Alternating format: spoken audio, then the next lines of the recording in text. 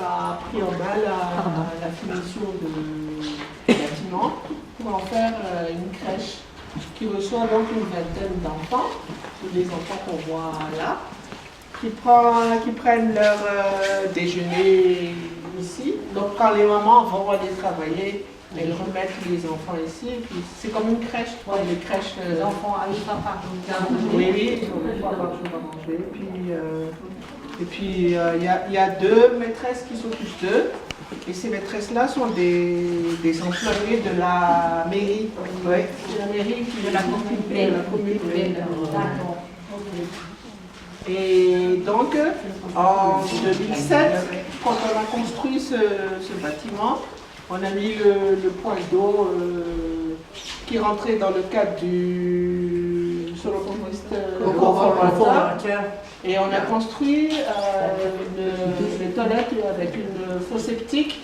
Et c'était la première fosse septique du village. Pour les enfants. Pour les enfants, c'est extraordinaire. Et donc, c'était à partir de ce projet-là qu'on a eu le best practice, petite rectification. On a eu le best practice 2007, pour lequel on a reçu 10 000 €.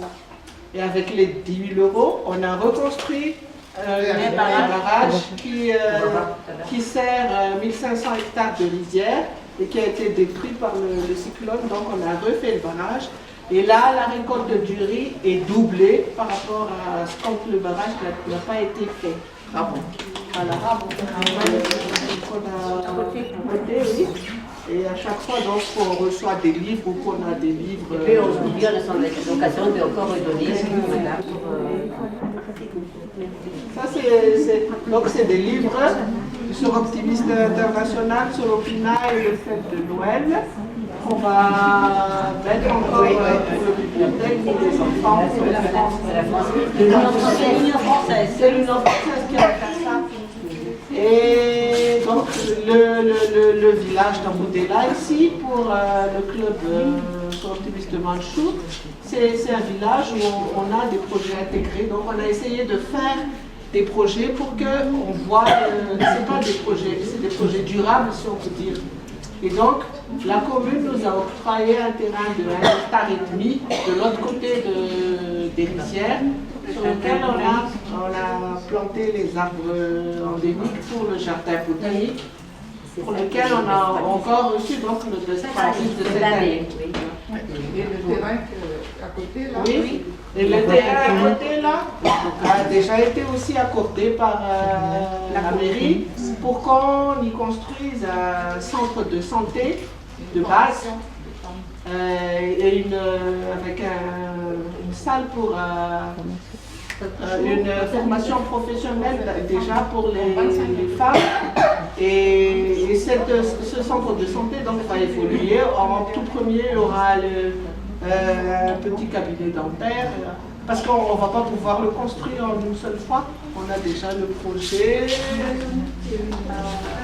Les clubs de Madagascar font la plantation d'arbres fruitiers ou de jardins potagers dans les écoles. Et nous aussi, donc, on a déjà planté des arbres fruitiers là. On verra tout à l'heure, qui sont à pousse rapide. Et donc après 6 à 8 mois de plantation, on peut déjà attendre des fruits. Voilà. Et qu'est-ce que vous avez planté? Papayer, goyavier. Merci.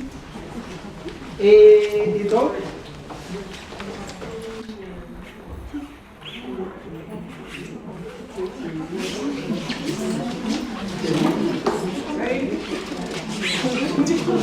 ça donc c'est le projet de centre de santé qu'on projette de faire à côté. Voilà. C'est là le terrain. Ah, c'est grand sur le terrain. C'est immense. 2 étages. Oui, 2 étages. Donc c'est pour les femmes, pour les formations des femmes, et en bas c'est le centre de santé. Le photographe qui est passé a encore fait des dégâts sur le barrage, mais déjà l'État a pris en main les réparations. C'est bon, c'est bon. Je crois qu'on va pas trop...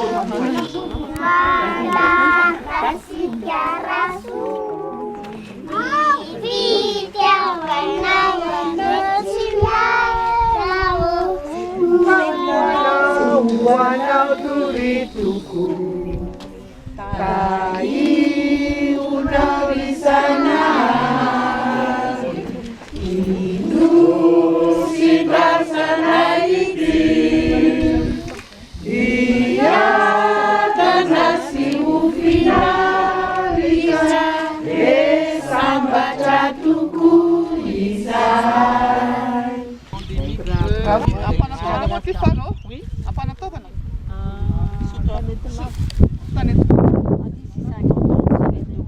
Voilà, même pas 50, 10 ans peut-être. Parce que Là, on a fait un peu. on a adopté une technique qui fait que les arbres puissent pousser assez rapidement. C'est-à-dire qu'on a fait des trous très profonds avec de la nourriture pour l'arbre dedans. Donc il y a le grès, il y a tous les oligo-éléments à travers les terres de différentes couleurs qu'on a mis dans le trou.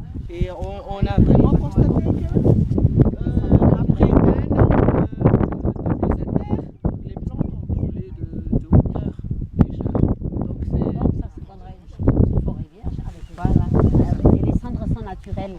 Ouais.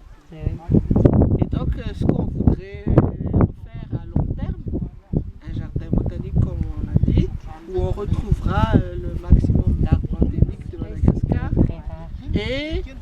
et qu'en plus tous ces arbres sont à 90%, toutes ces plantes sont à 90% médicinales.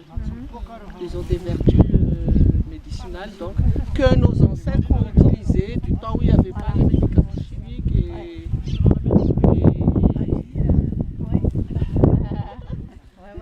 et donc, par exemple, je suis sûre que vous connaissez le raftsar. Ben là, il y en a pas mal là.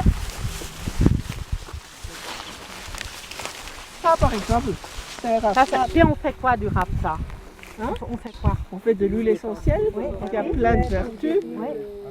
Contre la grippe et tout ça. Le foie, c'est pour Ça, aseptiser. en France En France, c'est on très utilise beaucoup. utilisé, même en Suisse. Même en Suisse. J'ai déjà, d'accord. Le raftsar de Madagascar, donc c'est le meilleur. Donc à long terme, vous pensez de nouveau aussi travailler aussi après avec les plantes médicinales et les arbres? Non, pas vraiment.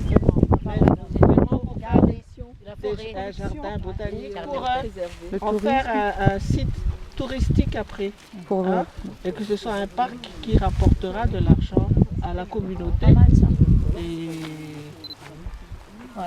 Et que ça puisse fonctionner Les Myriam, autonome. Peut-être. Il y a même des baobabs aussi qu'on a plantés ici. Vous avez, il est où? Et c'est quoi les baobabs? Allez, Planté à la